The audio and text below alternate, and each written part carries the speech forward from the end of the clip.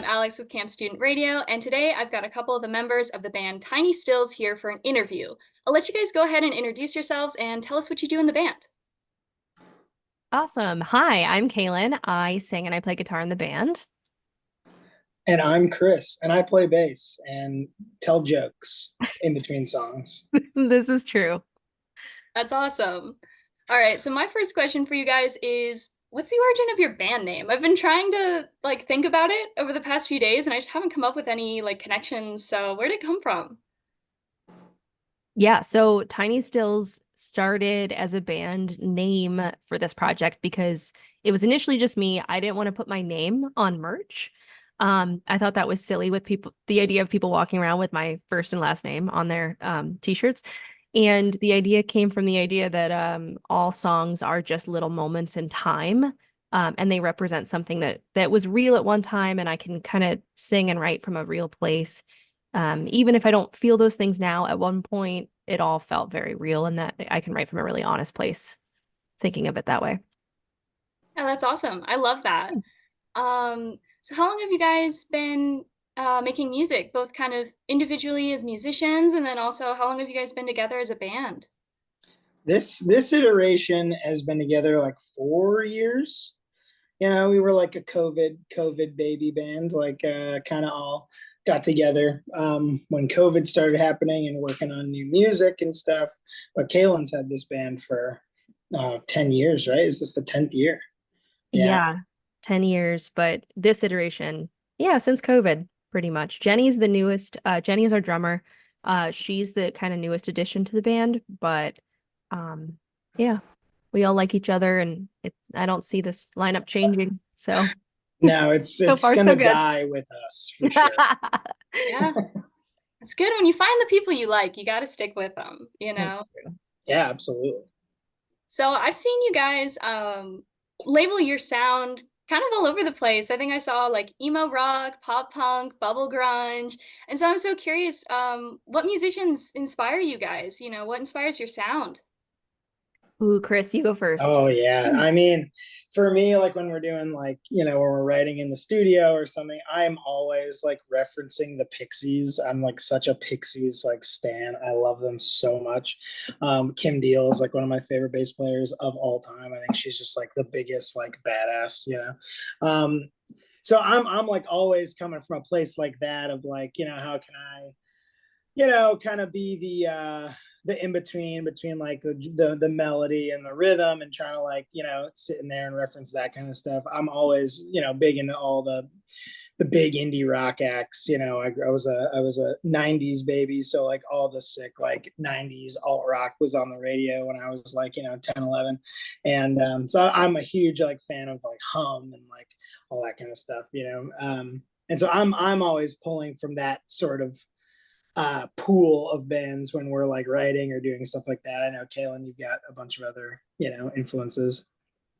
Yeah, and I feel like I come from a place where like I love songwriting from like a really emotional level. Like I grew up listening to, like Fall Out Boy and Saves the Day and Drive Through Records bands.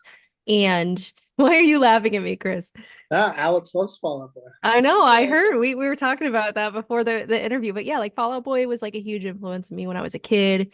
And then I grew into other things like the Weaker Thans, and I started listening to more Weezer, and I started, kind of changing up the way that I was writing because of some other bands that were influencing me, like Fountains of Wayne, um, also a big one, and like Adam Schlesinger. I love him as a producer, as an artist. And right now what I listen to is a lot of like I listen to Rosie Tucker. I love Rosie Tucker. I love Big Illuminati Rosie Tucker. Hotties. Mhm. I'm listening to a lot of indie rock that I otherwise, yeah, hadn't discovered until recently. Super cool. Yeah. Yeah, it's interesting to see how over time different things start to influence you as you find new things and decide you like different things over time. Yeah, and Totally. I think too, like it must be like kind of funny watching like when you go through all our socials and like we do have like different things listed for genre. I think like we don't think about like writing a song that's like in a genre, right? We just kind of write what we write. And so I think even for us, like it's a little hard to like find the pocket, right? Because like I don't feel like we're like a pop punk band all the way. I don't feel like we're an emo band. I don't feel like we're an indie band, right? So it's kind of hard to like find where we fit in the world. It We don't have to know that, but I do. That is an interesting observation. My personal favorite so far is Vomit Pop. Is my personal. That's my fave. Which is the antithesis to bubble grunge. Pretty much. Yeah. Yeah. So what's your guys' creative process like? Do a lot of songs start with like lyrics or instrumental parts? Do you just kind of bring things together, write on your own, or how's that go? Yeah, a lot of songs start with the lyrics, and then we will I'll bring something to the group and we'll work on it together.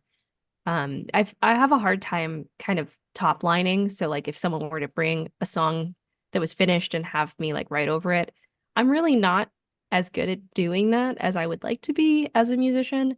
Um, I always try to write. I have like books full of lyrics that are songs that are started, and I feel like the lyrics really inform um the melody and they inform the tempo, and there's a lot of stuff that comes directly from the words first.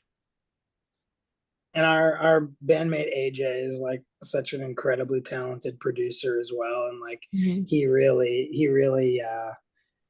he has this like really magical ability to just like see the big picture of what this is going to be like immediately. So it's really interesting because we kind of all have our own pieces that we're good at, and he's definitely like, I feel like the piece in the middle that like we all kind of branch off of and go in. Definitely on this last record, I feel like that was definitely the case.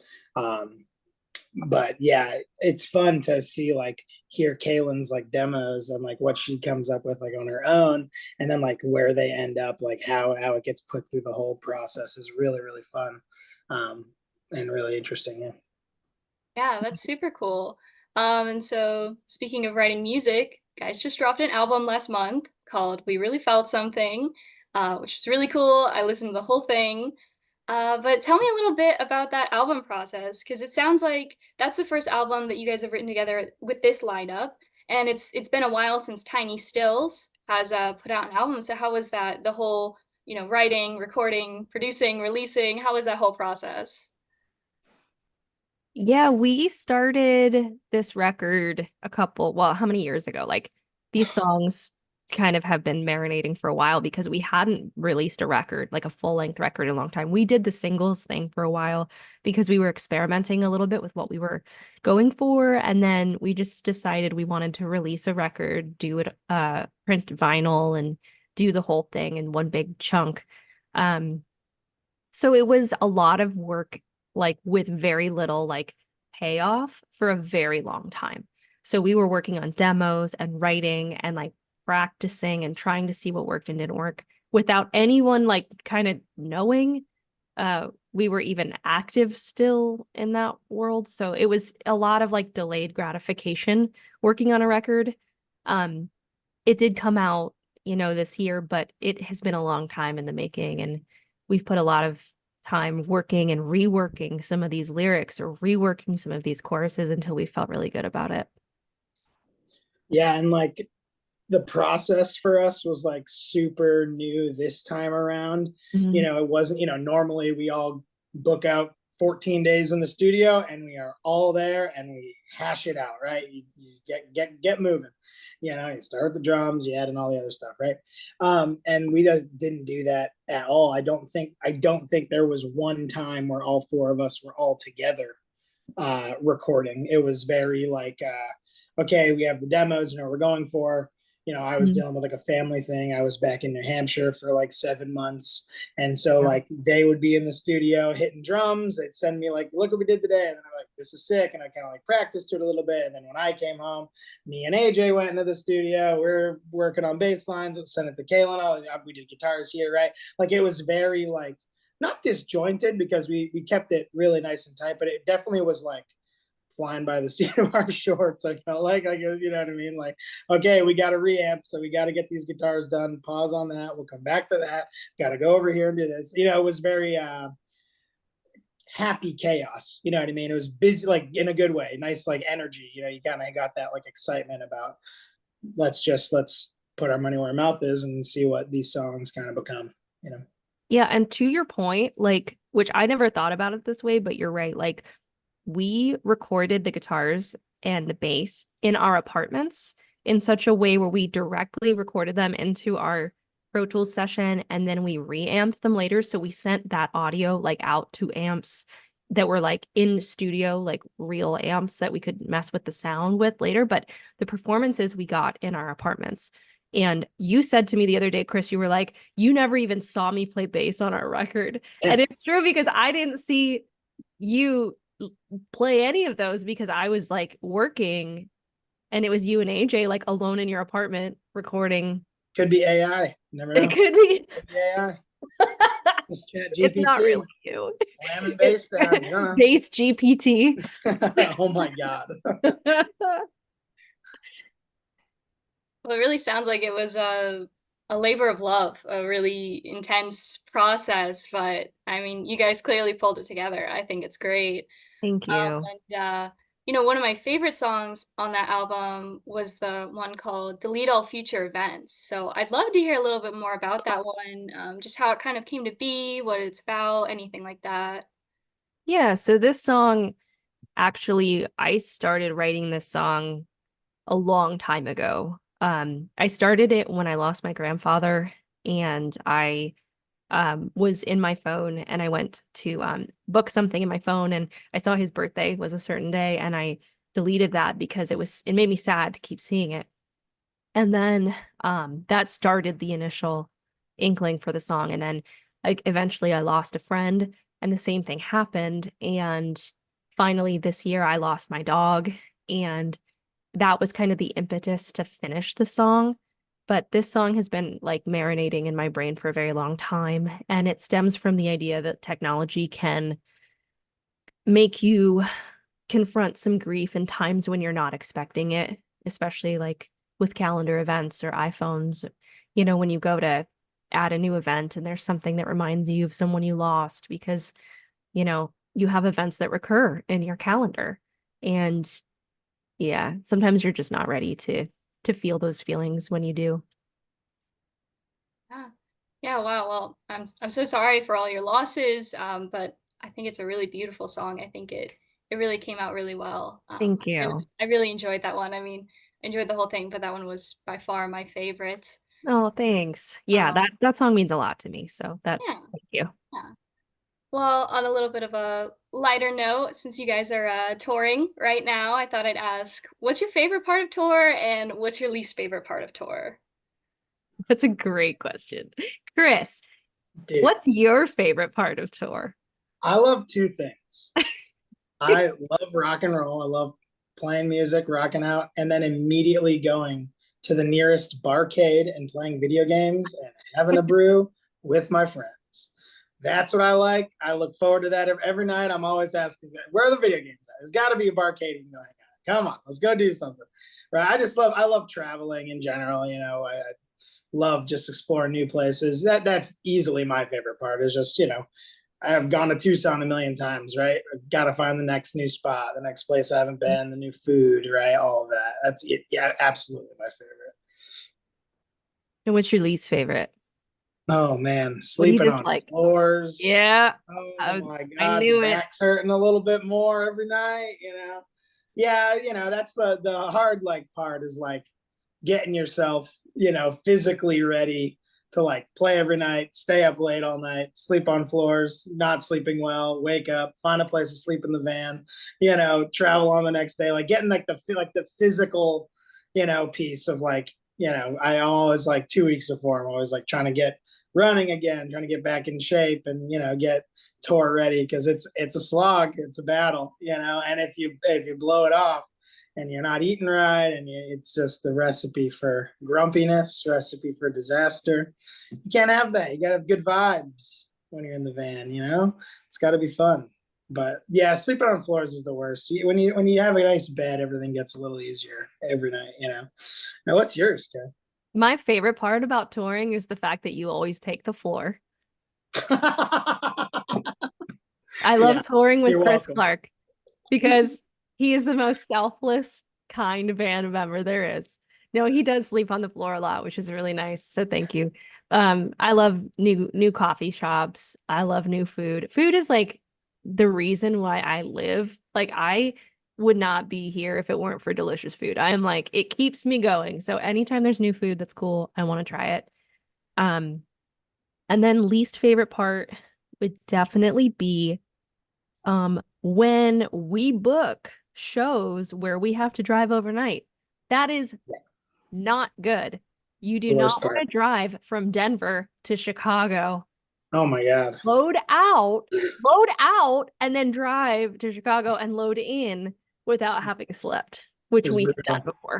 It was brutal. Yeah, this last tour, we unloaded in Denver, or loaded up into our van in Denver, got in the Mhm. car, and did not get out again until we got to Chicago the next night at like 6 p.m., loaded onto the stage and played. It was like You absolute insanity. Our friend Jake was driving and he was like chewing trucker gum, like trying to like stay awake, like white knuckling the wheel. don't do that. Don't do that. That's the worst part for sure. Yeah, sounds pretty I was going to intense. ask Alex. I have a question for you, if Okay. that's okay. What's the food spot in Tucson? True. Plug the city. What do we We're got to try? Um, we've got a lot of great Mexican food. Mhm. One of the most popular places is a little taco shop called Boca. It's pretty Okay, good. I'm a fan. Awesome. okay, So, we got to try that. yeah. Boca. Boca. Yeah. Okay, like Boca Raton. Is that like BOCA? Yeah, it's BOCI. I think it's for because boca is mouth in Spanish, so it's like, oh, you pop it right in your mouth. I But Mm. was yeah, really hoping it was like a Florida themed taco shop. no, unfortunately not. But it's a cool place. It's That's I pretty will sick. cool. I So will That's definitely try it. yeah, should definitely hit them up. awesome. Well, I've just got one last question for you guys, which is, what's the future of Tiny Stills? What are you guys hoping to do? Make, as far as your music goes, as far as your, career goes, what are you guys thinking about looking ahead?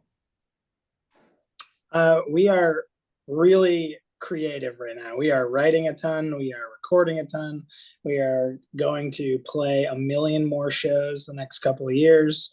We're gonna be pretty active. We're really excited about it. We have a bunch of tour announcements coming up for the end of the year. Those will be happening like at the end of the month, and some stuff we need to announce for next year already too. So we're going to be tackling the U.S., abroad, maybe across the pond. We're gonna try to hit it. We're hitting it really, really hard. Just want to play with our friends. We want to hang out and play with good bands that we really love, and meet people who are cool. You know what I mean? Yeah, still right. We're even though we put out a new record, we're definitely still writing. We have a comp that we're going to be a part of coming out for Fest, which is a festival in Gainesville this October. So we'll be a part of that comp, and we have some splits that we're working on recording too with some of our friends. So more music, more touring, like Chris said, and yeah, all that fun stuff. Awesome. More Well, that's all tacos. really exciting to hear, guys. Um, Thank you so much for coming to talk to us here at Camp Student Radio. We'll see you really soon here in Tucson on July 15th for a show. And in the meantime, please give these guys a follow. Everything is linked down below, and I will catch you on the flip side.